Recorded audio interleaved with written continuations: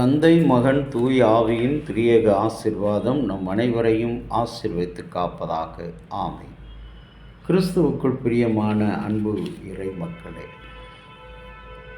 இன்றைய நாளின் காலை நேர சிந்தனைக்காக உபாகமம் 34ஆம் அதிகாரம் 8வது திருமொழியின் நிறைவு பகுதி.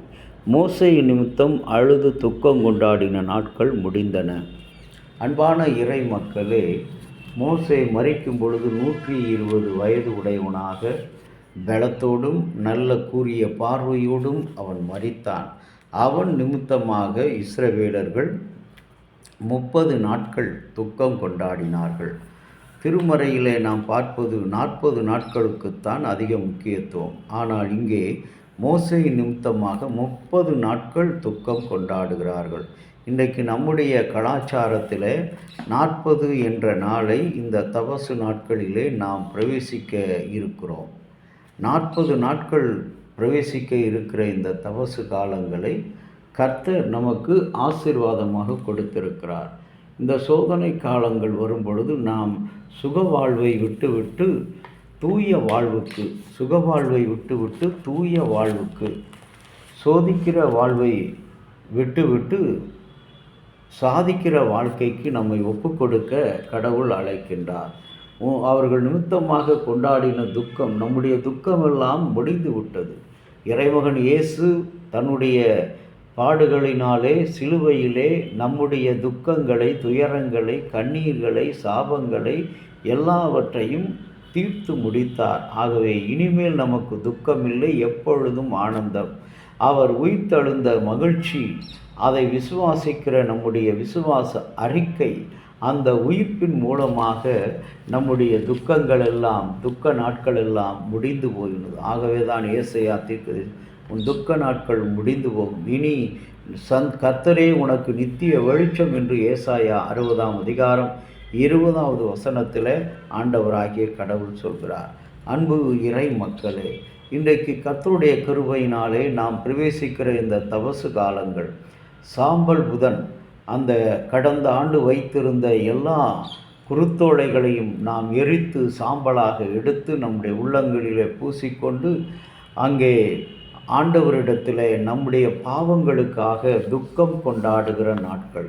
அந்த துக்கத்தை கடவுள் இன்றைக்கு பழைய ஏற்பாட்டிலே மோசேயின் மூலமாக அவர் நிறைவேற்றினார். அவருடைய துக்கங்கள் மாறிவிட்டது. இன்றைக்கு நாம் அதை நினைத்து கொண்டு இருக்கிறது ஒரு வாழ்க்கை. அதை நினைவு கூறும்படி செய்ய வேண்டியது நம்முடைய கடமை. கிறிஸ்துவுடைய பாடுகளுக்காக துக்கம் கொண்டாடுவது நமது கடமை. 40 நாட்கள் மோசே 40 நாட்கள் சீனாய் மலையில் இருந்தார். 10 கட்டளைகளை பெற்று வந்தார். ஆகவே 400 ஆண்டுகள் இஸ்ரவேல் மக்கள் தன்னுடைய விடுதலை பயணத்தை மேற்கொண்டார்கள் என்று பார்க்கிறோம்.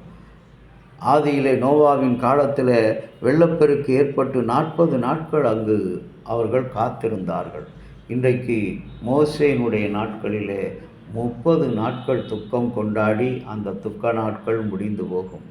ஆகவே அன்புக்குரிய இறை மக்களே, இன்றைக்கு ஆண்டவருடைய பாதத்தில் நம்மை நாமே அர்ப்பணிக்கின்ற, நினைவுபடுத்துகிற இந்த சாம்பல் புதன்கிழமை தபசு காலத்தினுடைய முதல் நாள். இந்த நாளுக்காக நாம் காத்திருக்கிறோம், துக்கம் கொண்டாடுவதற்கு காத்திருக்கிறோம். எப்பொழுது ஒரு மனிதர் மரிப்பார், அன்றைக்கு இயேசுனுடைய காலத்தில் பெதஸ்தா குளத்தில் யார் என்னை இறக்கி விடுவார் என்று காத்து கொண்டிருந்த மக்கள், இன்றைக்கு நாமும் கடவுளுடைய வருகைக்காக இந்த தபசு காலங்கள், கர்த்தருடைய வருகையை எதிர்நோக்கி இருக்கிற காலங்கள், கிறிஸ்து பிறப்பின் காலங்களும் கர்த்தருடைய வருகையை எதிர்நோக்கி இருக்கிற காலங்கள். அவர் வருவார் மேகங்களில், நாம் அவரோடு சேரப்போகிறோம் என்ற நம்பிக்கை உடையவர்களாக இந்த நாட்களில் நாம் பிரவேசிப்போம். நம்முடைய சிற்றின்பங்களையும் பேரின்பங்களையும் கிறிஸ்துனுடைய வாழ்வின் மகிமைக்காக, கிறிஸ்துவுக்காக வாழுகிற வாழ்வின் மகிமைக்காக வெட்டொழித்து தேவனுடைய கரத்தில் நம்ம அர்ப்பணிப்போம். நம்முடைய துக்க நாட்களை கடவுள் சந்தோஷத்தின் நாட்களாக மாற்றுவார். அப்படிப்பட்ட எண்ணத்தோடு ஆண்டவருடைய இந்த தபசு நாட்களிலே, மீட்பின் நாட்களிலே நாம் பிரவேசிப்போம். கர்த்தர் நம் அனைவரையும் ஆசீர்வதிப்பாராக. ஆமீன். ஜெபம் செய்வோம். எங்கள் அன்பின் ஆண்டவரே,